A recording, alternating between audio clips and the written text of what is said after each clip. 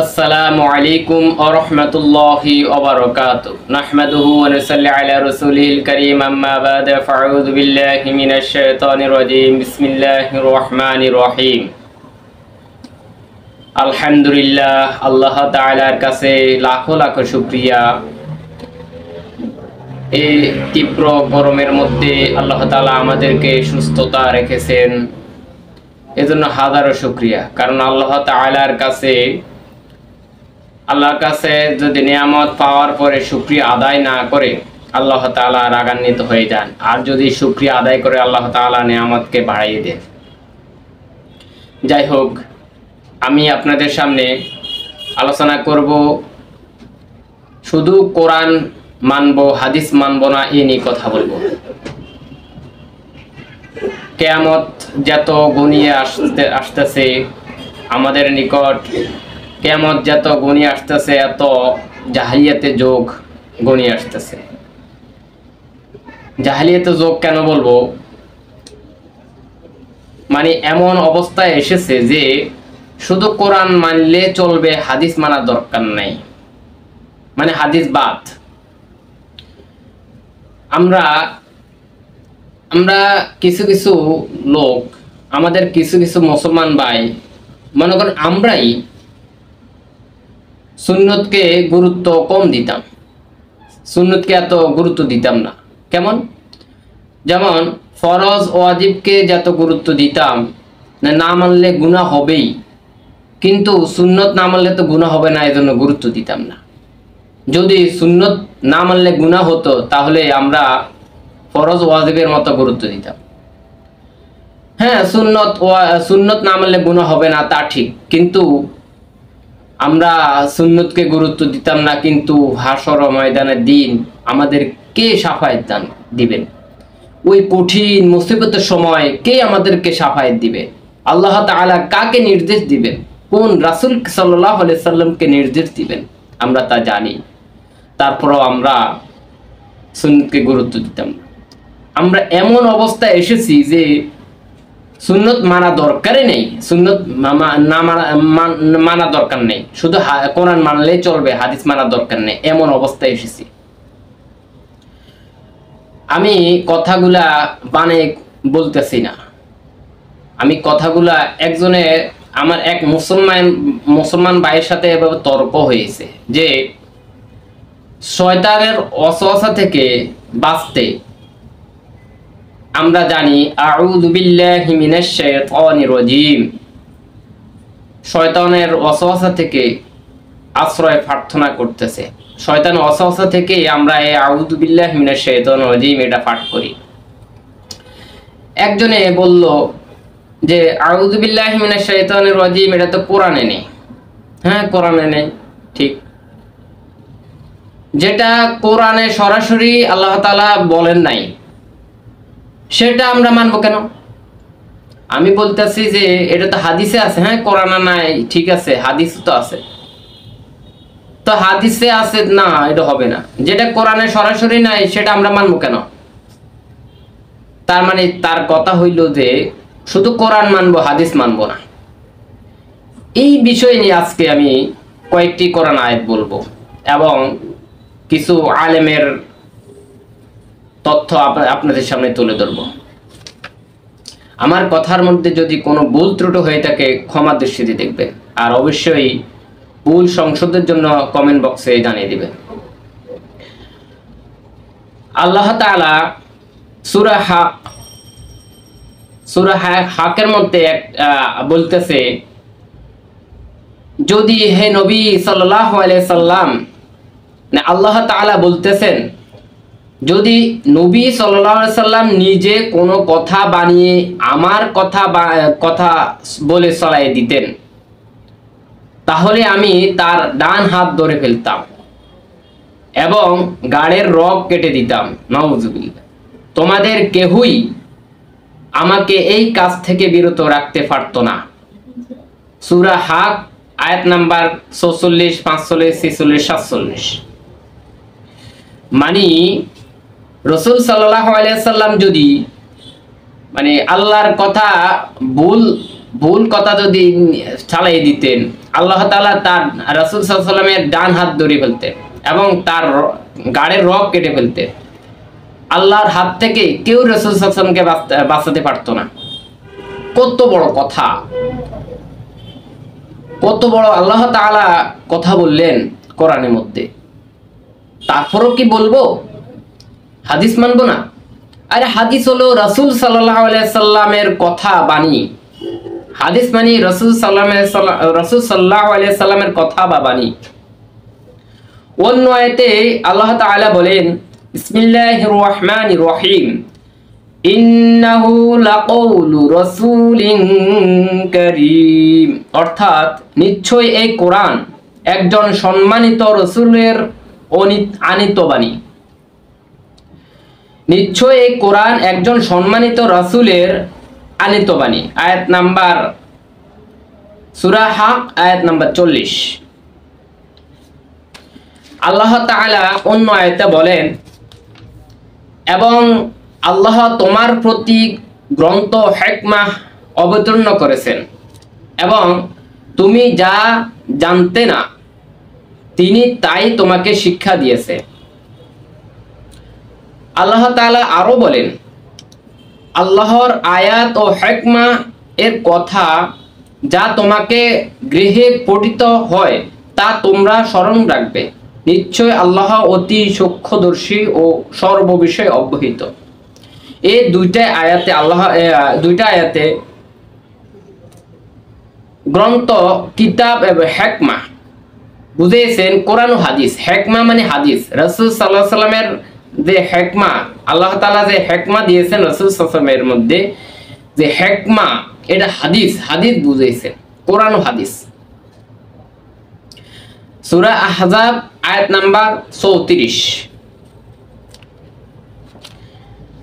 আল্লাহ তাআলা আরো আয়াতে বলেন, তোমরা যদি মুমিন হয়ে থাকো, আল্লাহ তাআলা বলেন তোমরা যদি মুমিন হয়ে থাকো তবে তোমরা আল্লাহ ও তার রাসূলের আনুগত্য করো। তোমরা যদি মুমিন হয়ে থাকো তবে তোমরা আল্লাহ ও তার রাসূলের আনুগত্য করো। আল্লাহ তাআলা স্বয়ং বলতেছেন, সূরা আনফাল আয়াত নাম্বার 1।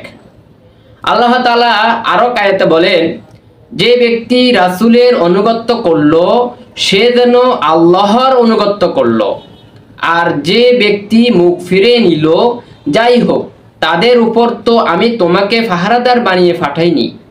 সূরা নিসা আয়াত নাম্বার 80। আল্লাহ তাআলা রাসূল সাল্লাল্লাহু আলাইহি সাল্লামের মধ্যে কোরআন নাজিল করেছেন। আল্লাহ তাআলা কোরআন নাজিল করেছেন রাসূল সাল্লাল্লাহু আলাইহি সাল্লামের উপর। আল্লাহ তাআলা আরো আয়াতে বলেন, ঈসাই প্রসারণগণ বলেন আমরা কোরআন মানি, হাদিস মানব না। আমরা দেখলাম যে আল্লাহর প্রেম ও মুক্তি লাভের জন্য মুহাম্মদ সাল্লাল্লাহু আলাইহি সাল্লামের উপর এর অনুসরণ করতে হবে। সূরা ইমরান আয়াত নাম্বার 31। দেখছেন আল্লাহ তাআলা ওই 1400-1450 বছর আগে যে কোরআন নাজিল করেছেন, আল্লাহ তাআলা রাসূল সাল্লাল্লাহু আলাইহি সাল্লামকে এটা জানিয়ে দিয়েছেন। ঈসাইরা তারা বলতো আমরা কোরআন মানি, হাদিস মানবো কেন? তারা চিন্তা করলো যে হাদিস মানতে হয় তাহলে রাসূল সাল্লাল্লাহু আলাইহি সাল্লামের অনুসরণ করতে হবে, আর রাসূল সাল্লাল্লাহু আলাইহি সাল্লাম যদি অনুসরণ করি তাহলে মানে মুক্তি লাভের, আল্লাহর প্রেম ও মুক্তি লাভের জন্য রাসূল সাল্লাল্লাহু আলাইহি সাল্লামকে অনুসরণ করতে হবে। এটা দেখতেছেন, তাহলে তো হাদিস রাসূল সাল্লাল্লাহু আলাইহি সাল্লামকে মানা যাবে না, হাদিস মানা যাবে না। এইভাবে তারা মানে মানুষদের কাছে প্রচার করত। এটা কোরআন আয়াত, সূরা ইমরান আয়াত নাম্বার 31। আমি কোনো কথা বানিয়ে বলি নাই, সম্পূর্ণ কোরআন থেকে বলেছি এবং কোরআন আয়াত বলে দিয়েছে আপনাদেরকে। কেউ যদি আপনাদেরকে বিভ্রান্ত করার জন্য যে কোরআন মানলে চলবে, হাদিস মানার দরকার নাই, এত হাদিস না মানলে কি হবে, যে আল্লাহ তাআলা স্বয়ং কোরআন নাজিল করেছেন, কোরআন মানলে চলবে, এভাবে যদি কেউ আপনাদেরকে বিভ্রান্ত করার জন্য আসে, আপনারা অবশ্যই এই আয়াতগুলো তাদেরকে বলে দিবেন। আমার শেষ কথা হলো, এমন জমানে আরো আমি চিন্তা করি যে এখন তো বলে শুধু কোরআন মানলে চলে, হাদিস মানা লাগবে না। এমন অবস্থা আসবে যে বলবে কোরআন হাদিস কোনোটাই মানার দরকার নাই, কোনোটাই মানার দরকার নাই। এমন কথা চালিয়ে দেয়নি। আমি চিন্তা করি আল্লাহ তুমি আমাদেরকে হেফাজত দান করেন। যে যারা বলে কোরআন মানলে চলবে, হাদিস মানা লাগবে না, তাহলে আমি তাদেরকে বলবো নামাজ কয় ওয়াক্ত? 5 ওয়াক্ত, ফজর, জোহর, আসর, মাগরিব, ইশা আমরা জানি। কিন্তু ফজর কয় রাকাত, জোহর কয় রাকাত, আসর কয় রাকাত, মাগরিব কয় রাকাত, এশা কয় রাকাত, এটা কি কোরআনে আছে?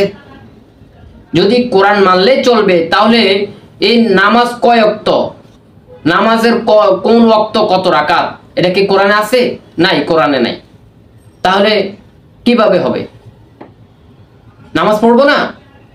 তারপরে জাকাত, আল্লাহ তাআলা কোরআনে বলেছেন তোমরা জাকাত প্রদান করো, জাকাত প্রদান করো, আল্লাহ তাআলা বলছেন জাকাত দেওয়ার জন্য। কিন্তু জাকাত কিভাবে দিব? জাকাত কিভাবে দিব? এই সম্পূর্ণ সুন্দরভাবে হাদিসের মধ্যে আল্লাহ আর রাসূল সাল্লাল্লাহু আলাইহি সাল্লাম সুন্দরভাবে ব্যাখ্যা দিয়েছেন। নামাজের কোন ওয়াক্ত কত রাকাত, এর সুন্দরভাবে হাদিসের মধ্যে আল্লাহ রাসূল সাল্লাল্লাহু আলাইহি সাল্লাম সুন্দরভাবে ব্যাখ্যা দিয়েছেন। সুন্দরভাবে আল্লাহ তাআলা বলছেন হজ করার জন্য। হজ কিভাবে পালন করব? এটা তো কোরআনে সুন্দরভাবে নেই, সুন্দরভাবে আছে হাদিসের মধ্যে। হাদিসের মধ্যে সুন্দরভাবে শিখিয়ে দিয়েছেন হজ কিভাবে করতে হবে।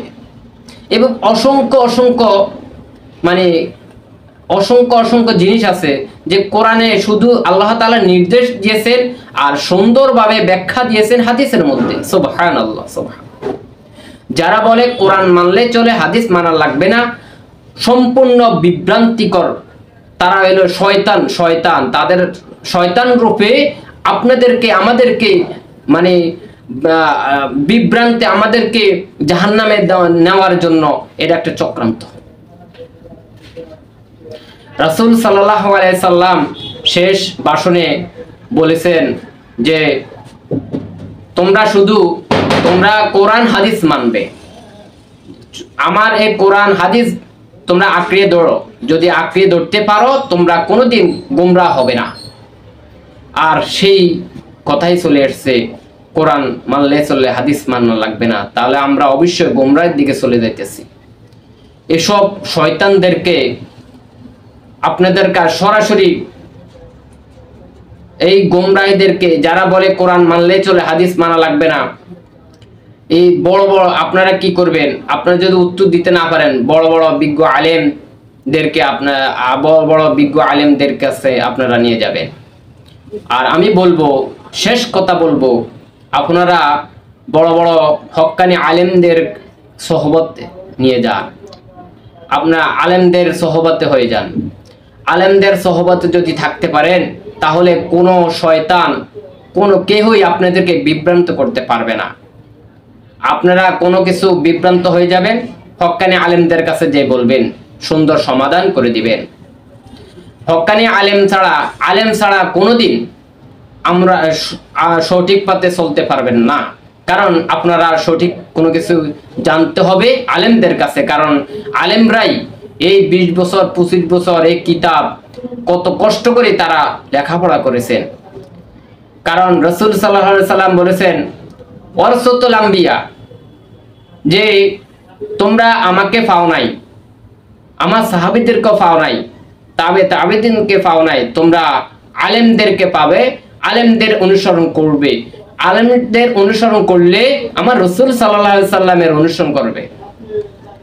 কারণ আমরা সরাসরি কোরআন হাদিসে বুঝবো না, হক্কানি আলেমদের কাছ থেকে শিখবো। হক্কানি আলেমদের, আবার সকল আলেম না। টুপি পাঞ্জাবি থাকলে আলেম মনে করবেন না। কারণ শয়তান আগে প্রকাশ্য ধোঁকা দিত, যে যেরকম সে সেরকম, মানে শয়তান ওই রকম ছদ্মবেশে মানুষদেরকে ধোঁকা দিত। এটা বুঝে নেবেন। শয়তান আপনাকে সেভাবেই ধোঁকা দেওয়ার জন্য আমাদের কাছে আসবে। সতর্ক থাকবেন। আমরা বাজারে গিয়ে বাজারে সব দোকানদার বলবে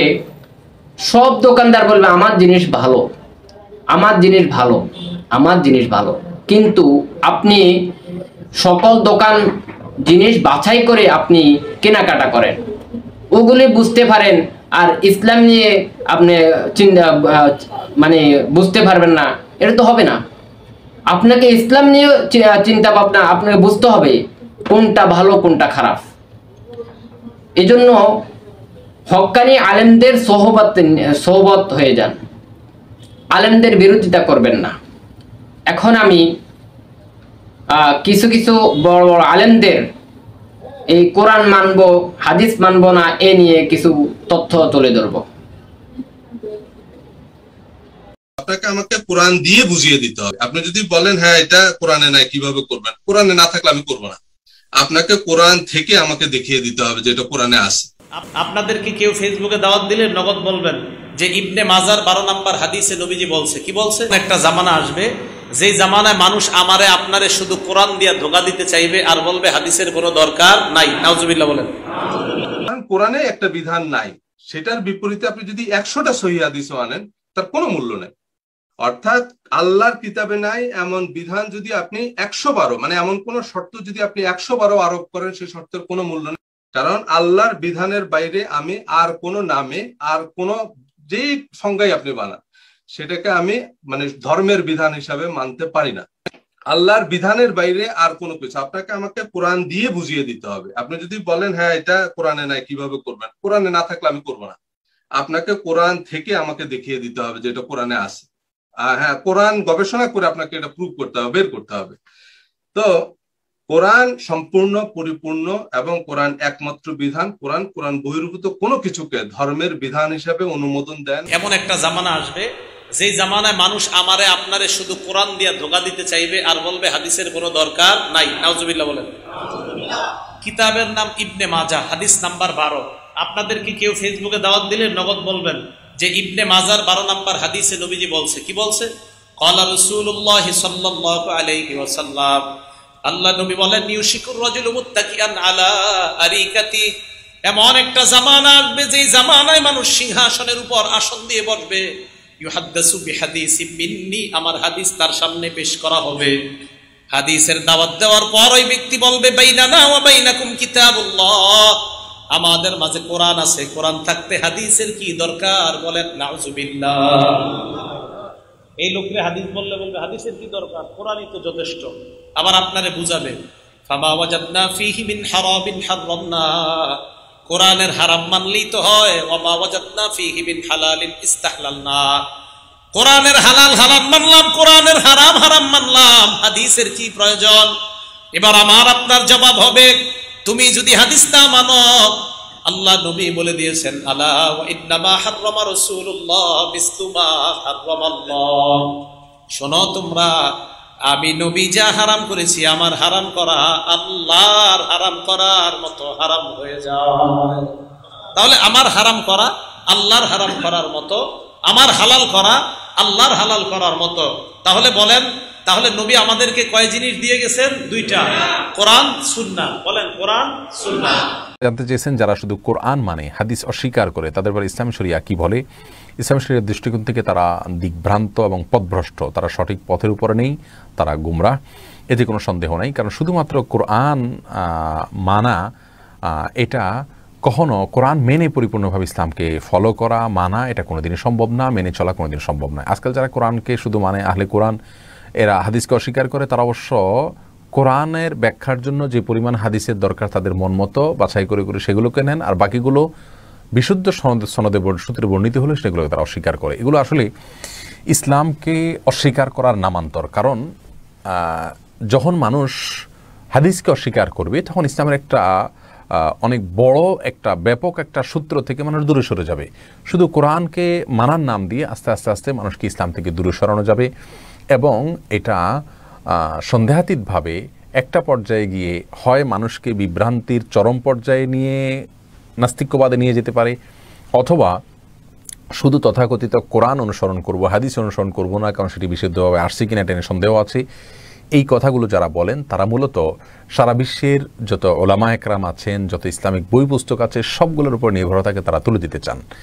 আর যদি সেটা তুলে দেওয়া হয় তাহলে 1400 বছর ধরে ইসলাম সংরক্ষণের যে ধারা চলে আসছে আমাদের কাছে, ব্যক্তি টু ব্যক্তি, কিতাব টু কিতাব, তার সবগুলোকে তারা ইগনোর করে নতুন একটা ধারা চালু করতে চান। এটা মিশরে শুরু হয়েছে, বিভিন্ন দেশে চালু আছে, আমাদের দেশেও কোরআন রিসার্চ ফাউন্ডেশন নামে একটা প্রতিষ্ঠান আপনার এই ধরনের চিন্তাধারাকে প্রসার করছে। আমরা ইনশাআল্লাহ বিদনিল্লাহ এ বিষয়ে তাদের বই পুস্তকগুলো সব সংগ্রহ করেছি, সেগুলোকে পড়াশোনা করে সেখান থেকে আমরা ইনশাআল্লাহ বিদনিল্লাহ আলোচনা করব।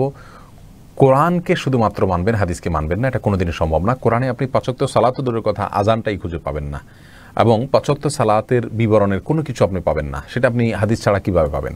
তো আপনি বলবেন যে ঠিক আছে, যে পরিমাণ হাদিস দরকার সে পরিমাণ আমি গ্রহণ করবো। তো আপনার মন মতো হাদিস নেবেন আর মন মতো বাদ দিবেন, এটার নাম ইসলাম হতে পারে? অনেকগুলো যুক্তি তারা দেন। তারা বলেন যে কোরআনে যেটা উল্লেখ নাই, হাদিস দ্বারা সেটা প্রমাণ হতে পারে না, বিশেষ করে নতুন কোনো কিছু হারাম হতে পারে না। এগুলো সবগুলো মন গড়া কথাবার্তা। কোরআন কারীমের বহু আয়াতে আল্লাহ সুবহানাহু ওয়া তাআলা তার রাসূল করিম সাল্লাল্লাহু আলাইহি ওয়াসাল্লামকে কেন পাঠিয়েছেন তার উদ্দেশ্য বর্ণনা করতে গিয়ে বলেছেন যে লিতুবাইয়িনা লাহুম, আপনাকে এই কোরআন দেওয়া হয়েছে যাতে করে আপনি মানুষকে ব্যক্ত করে দেন।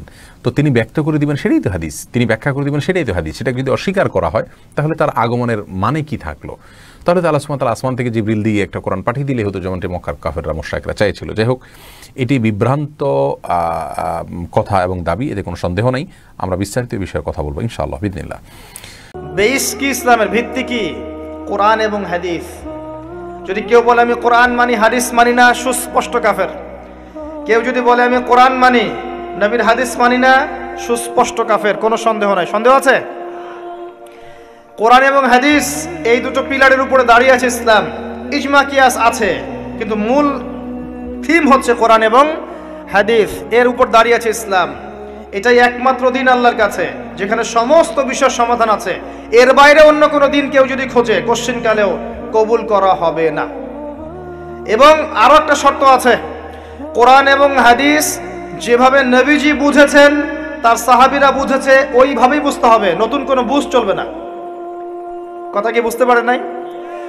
কোরআন এবং হাদিসের কিছু ব্যাখ্যা আছে না, এই ব্যাখ্যাগুলো নিজে মন গড়া করব না নবীর ব্যাখ্যা নিব? একটা আয়াত আছে কোরআনের মধ্যে, তোমরা সেহরি করো, পানাহার করো, যতক্ষণ না সাদা সুতা কালো সুতা থেকে আলাদা করা যায়। এখন কি আপনি রাতের বেলা সুতা নিয়ে বসে থাকবেন আর খাওয়া দাওয়া করবেন? কি করবেন? সাদা সুতা কালো সুতা পার্থক্য না করা পর্যন্ত কি খাওয়া দাওয়া করবেন? কি বুঝিয়েছেন আল্লাহ পাক এখানে? এই ব্যাখ্যাটা কে দিবে? আমি দিব না নবী দিবেন? একজন সাহাবী সুতা নিয়ে বসে আছেন, খাওয়া দাওয়া করছেন, এদিকে সুবহে সাদিক পার হয়ে গেছে। নবীজি পরে ডেকে বুঝালেন আসলে এর ব্যাখ্যা এটা নয়। এখানে আল্লাহ পাক রাতের অন্ধকার আর সুবহে সাদিক বুঝিয়েছেন, সাদা সুতা কালো সুতা। কে ব্যাখ্যা করলেন? নিজে স্বয়ং নবী সাল্লাল্লাহু আলাইহি ওয়াসাল্লাম। আরবি জানার পরেও, আরবি জাতীয়তাবাদে থাকার পরেও, আরবি ভাষা বোঝার পরেও সাহাবী ব্যাখ্যা করতে পারলেন না। আর এত সহজ আপনি অনুবাদ পড়ে ইসলামের ব্যাখ্যা করে ফেললেন। অনুবাদ পড়েই, তাফসির পড়েই কোরআন হাদিস নতুন নতুন মন গড়া ব্যাখ্যা করা শুরু করলেন। কোরআন এবং হাদিসের ওই ব্যাখ্যাই নিতে হবে যে ব্যাখ্যা সাহাবী করেছেন অথবা নবী সাল্লাল্লাহু আলাইহি ওয়াসাল্লাম করেছেন, প্রমাণিত। তাদের থেকে আসতে হবে। নিজের মন গড়া কোনো ব্যাখ্যা চলবে না, তবে ইস্তেহাদ চলবে। কি চলবে? ইস্তেহাদ মানে একটা মাসআলা দেয়া আছে, এই মাসআলার আলোকে আপনি অন্য মাসআলা বের করতে পারবেন। যেমন আল্লাহ পাক বলেছেন মাদক খেও না, মাদক খেও না, এটা হারাম, ছেড়ে দাও। আচ্ছা, এখন এখানে তো কোরআনে তো সিগারেট শব্দ নাই, এখানে তো ইয়াবা শব্দ নাই, এখানে তো এই যে ফেন্সিডিল শব্দ নাই, গাঁজা শব্দ নাই, আফিম নাই, যেগুলো আপনাদের এখানে চাষ হয়, তাই না? তামাক নাই, এগুলো নাই। তো কোরআনে যেহেতু নাই তাহলে খাওয়া যাবে। ব্যাপারটা কেমন? কোরআনে মূলনীতি দেয়া আছে না? এখন যে কোনো বস্তুই যাই মাদকতা সৃষ্টি করবে সেটাই হারাম, সিম্পল। এই যে ইস্তেহাদ করলেন আপনি, এটার অপশন আছে, এর দরজা খোলা আছে, কিন্তু নতুন মন গড়া ব্যাখ্যা চলবে না। অন্যান্য সমস্ত ধর্মের ভালো ভালো জিনিসগুলোকে নিয়ে নতুন একটা ধর্ম চালু করলেন আর সবাইকে ওইদিকে ডাকছেন। এইসব তন্ত্রমন্ত্র ইসলাম বিশ্বাস করে না। চূড়ান্ত সঠিক রিলিজিয়ন ইসলাম, এখানে সমস্ত কিছু সমাধান আছে, এখানেই সবকিছু আছে, এর বাইরে কিছু নাই। হ্যাঁ, ইসলামের কল্যাণের সাথে যদি কোনো কিছু মিলে যায় ওই বিষয়টা নিতে আমাদের কোনো আপত্তি নেই, কিন্তু কোরআন সুন্নাহর মূলনীতির সাথে কোনো কিছু যদি না মেলে সেটা মানতে মুসলিমরা কোশ্চিনকালেও বাধ্য নয়। এবং তালগোল পাকিয়ে সমস্ত ধর্মের কিছু নিয়ে একটা নতুন ধর্ম তৈরি করার অধিকার আল্লাহ কাউকে দেন নাই। এটা একটা প্রবৃত্তির দাসত্ব, নতুন ধর্ম। এটা একটা মানব সৃষ্ট ধর্ম। যে ব্যক্তি এগুলোতে বিশ্বাস করবে সে ইসলাম থেকে খারিজ হয়ে যাবে ইনশাআল্লাহ তাআলা। ওয়া হুয়া ফিল আখিরাতি মিনাল খাসিরিন। খুব সতর্ক থাকবেন। কোরআন সুন্নায় যা আছে চূড়ান্ত, এর বাইরে কিচ্ছু নাই হকের, এর বাইরে আসলে কিছু নাই, এটাই চূড়ান্ত। যদি কোনো কিছু মিলে যায় কোরআন সুন্নাহর সাথে মানতে আপত্তি নাই, যদি না মেলে মুসলিম না মানাই তোমার জন্য ওয়াজিব, না মানাই তোমার জন্য ফরজ। আল্লাহ পাক বোঝার তৌফিক দান করুন, আমিন। আর একটা বিষয় হচ্ছে, এই ইসলাম কি নতুন কোন ধর্ম কিনা? উত্তর জি না। সৃষ্টির শুরু থেকে শেষ পর্যন্ত ইসলামই আছে, এর বাইরে কিছু নাই। আদম আলাইহিস সালাম মুসলিম ছিলেন, ইব্রাহিম আলাইহিস সালাম মুসলিম ছিলেন, নবী মুসা আলাইহিস সালাম বনু ইসরাইলের নবী। রিলিজিয়ন ছিল এক একটা অঞ্চলের জন্য, একটা সম্প্রদায়ের জন্য, নির্দিষ্ট সময়ের জন্য, স্থান এবং কালের জন্য। কিন্তু কোরআন এবং সুন্নাহ সমস্ত মানব জাতির জন্য। সুবহানাল্লাহ। এই কোরআন এবং সুন্নাহ শুধু মুসলিমদের সম্পত্তি নয়, এটা সমস্ত মানব জাতির সম্পত্তি। তো এটা যদি কেউ মনে করে যে ইসলাম নতুন ধর্ম, মুহাম্মদ সাল্লাল্লাহু আলাইহি ওয়াসাল্লাম নিজে এটা প্রবর্তন করেছেন, এটা মিথ্যাবাদী। ইসলাম চির প্রাচীন, চির নতুন, চির আধুনিক। কথা কি বুঝতে পারছেন? ইসলাম নতুন কোন ধর্ম নয়। একদম নূহ থেকে শুরু করে, আদম থেকে শুরু করে মুহাম্মদ সাল্লাল্লাহু আলাইহি ওয়াসাল্লাম পর্যন্ত সবাই একই দাওয়াত দিয়ে গেছেন, কুলু লা ইলাহা ইল্লাল্লাহ তুফলিহুন। তোমরা সবাই বলো লা ইলাহা ইল্লাল্লাহ, আল্লাহ ছাড়া কোনো ইলাহ নাই, সফল হয়ে যাবে ইনশাআল্লাহ। ওয়ালাকাদ বাআসনা ফি কুল্লি উম্মাতির রাসূলা আন ইবুদুল্লাহ ওয়াজতানিবুত তাগুত। আল্লাহ বলছেন আমি প্রত্যেকটা সম্প্রদায়ে নবী পাঠিয়েছি, রাসূল পাঠিয়েছি এই দুইটা দাওয়াত দিয়ে, আল্লাহর ইবাদত করো, তাওহীদে থাকো, শিরক করো না, আর তাগুতকে বর্জন করো, আল্লাহ বিরোধী শক্তিগুলোকে বর্জন করে দাও। এটাই ছিল দাওয়াতের মূলনীতি। সবাই একই দাওয়াত নিয়ে এসেছে, সবাই মুসলিম ছিলেন। তাহলে সমস্যা হলো কিভাবে? সমস্যা হলো এভাবে, যখন একজন নবী ইন্তেকাল করেছেন, তার পরবর্তীতে তার কওম আস্তে আস্তে আস্তে আস্তে ধর্মগ্রন্থকে বিকৃত করা শুরু করেছে। এখন হাদিসের নামে অনেক জাল হাদিস নাই, আছে না? অনেক জাল হাদিস, তারপরে অনেক উল্টাপাল্টা হাদিস মানুষ বলে বেড়াচ্ছে না, যেগুলো কোনোদিন শোনেন নাই জীবনে, আছে না? তো আল্লাহ পাক কোরআন সংরক্ষণ করেছেন, কোরআনের মধ্যে কেউ একটা চুল পরিমাণ ঢুকাতে পারবে না, বের করতে পারবে না। হাদিসের নামে অনেকেই জালিয়াতি করেছে, করে নাই? এখন এখানে যদি এই সমস্যা হয়, তাহলে আগের ধর্মগ্রন্থগুলোর কথা চিন্তা করে দেখেন। মানুষ এভাবে নিজেদের স্বার্থে, কখনো ধর্মের স্বার্থে, কখনো দলের স্বার্থে, কখনো রাজনৈতিক স্বার্থে, কখনো ইহুদি খ্রিস্টানদের প্ররোচনায় বিভিন্ন রকম তন্ত্রমন্ত্র শুরু করেছে এবং শরীয়তকে বিকৃত করার চেষ্টা করেছে। এটা শুরু থেকেই ছিল, এভাবেই আস্তে আস্তে ধর্মগুলো বিকৃত হয়েছে। যখনই একটা ধর্ম বিকৃত হয়েছে, আসমানি কিতাবকে বিকৃত করা হয়েছে, আল্লাহ পাক নতুন নবী পাঠিয়েছেন, নতুন আসমানি কিতাব পাঠিয়েছেন। কিন্তু কিয়ামত পর্যন্ত কোরআন এবং হাদিসের বাইরে নতুন কোনো কিতাব আসবে? আর কোন নবী আসবেন? ডক্টর জাকির, পিস টিভির দর্শকরা আপনার কাছে পৃথিবীর বিভিন্ন প্রান্ত থেকে প্রশ্ন করেছেন। আলহামদুলিল্লাহ, আল্লাহ যেন নির্দেশনা দেন, তাদের উপর রহমত করেন। ইসলাম ধর্মের সুন্নত পালনের উদ্দেশ্য কি? নির্দেশনার জন্য কোরআন কি যথেষ্ট নয়? বুঝিয়ে বলবেন কি? সুন্নত পালনের উদ্দেশ্য আসলে কি? পবিত্র কোরআন কি যথেষ্ট নয়? এমন কিছু লোক আছে তথাকথিত আধুনিক, ইনভার্টেড কমা, তারা নিজেদের আধুনিক বলে পরিচয় দেয় আর বলে কোরআন কি যথেষ্ট না, সুন্নত মানতে হবে কেন? তারা এটা বুঝতে পারে না যে সুন্নাহ হলো ইসলাম ধর্মের দ্বিতীয় অপরিহার্য উৎস। মুহাম্মদ সাল্লাল্লাহু আলাইহি ওয়াসাল্লামের সহিহ হাদিস, তার কথা, তার কাজ, তার সম্মতি, এগুলো খুবই গুরুত্বপূর্ণ পবিত্র কোরআন সঠিকভাবে বোঝার জন্য। আর সত্যি বলতে সহিহ হাদিস, খাঁটি হাদিস, আমাদের নবীর সুন্নাহ, এগুলো হচ্ছে কোরআনের কমেন্ট্রি। পবিত্র কোরআনে অবশ্যই এরকম কিছু আয়াত আছে যেগুলোর ব্যাখ্যার প্রয়োজন নেই, একেবারে পরিষ্কার। যেমন ধরেন, কুল হুয়াল্লাহু আহাদ, বলো তিনি আল্লাহ এক অদ্বিতীয়। আমরাও বুঝতে পারছি আল্লাহ কেবলমাত্র একজন, কমেন্ট্রির প্রয়োজন নেই। তবে আরও কিছু আয়াত আছে যেগুলোর কোনো হাদিস ছাড়া, সুন্নাহ ছাড়া অর্থ বুঝতে পারবেন না। যেমন ধরেন, কোরআন বলছে যে একজন মুসলিম ধনী হলে সে জাকাত দেবে। কোরআন নির্দিষ্ট করে বলছে না যে কি পরিমাণ জাকাত তাকে দিতে হবে। যখন আপনি আমাদের নবীর হাদিস পড়বেন, নবীর সুন্নাহ পড়বেন, তখন জানতে পারবেন আপনার যদি স্বর্ণরৌপ্য, ধন দৌলত ইত্যাদি থাকে, তাহলে সেই সম্পদের 2.5% দান করতে হবে। এ ব্যাপারে আগেও বলেছি, যদি হয় কৃষিজাত পণ্য, তাহলে সেচ ছাড়া 10%, সেচ দিলে 5%, এরকম বিভিন্ন নিয়ম। হাদিস না থাকলে কিভাবে জানতে পারবেন? পবিত্র কোরআনের ব্যাপারে বলছে যে কাদের জাকাত দেবেন, কিন্তু কতখানি দিতে হবে সেটা বলেনি। এছাড়াও কোরআন বলছে তোমরা নামাজ পড়ো। কোরআনে কিছু কিছু বিষয়ের উল্লেখ আছে, যেমন সিজদা, তারপর রুকু। বিস্তারিত বলা হয়নি যে কত রাকাত নামাজ পড়তে হবে। নামাজ পড়ার সঠিক নিয়ম কি, কিভাবে হাত বাঁধবো, এগুলো পাবেন সুন্নত থেকে। তাহলে হাদিস ছাড়া ইসলামের স্তম্ভগুলো পালন করতে পারবেন না, এতটাই গুরুত্বপূর্ণ। আল্লাহ পবিত্র কোরআনে বলেছেন, সূরা আহজাব অধ্যায় নম্বর 33 আয়াত নম্বর 21, নিশ্চয়ই রাসূলের চরিত্রের মধ্যে রয়েছে সবচেয়ে উত্তম আদর্শ। আর এজন্য আল্লাহ পবিত্র কোরআনে অনেক জায়গায় এ কথা বলেছেন, যেমন সূরা নিসা অধ্যায় নম্বর 4 আয়াত নম্বর 59, যে আল্লাহ এবং তার রাসূলকে মান্য করো।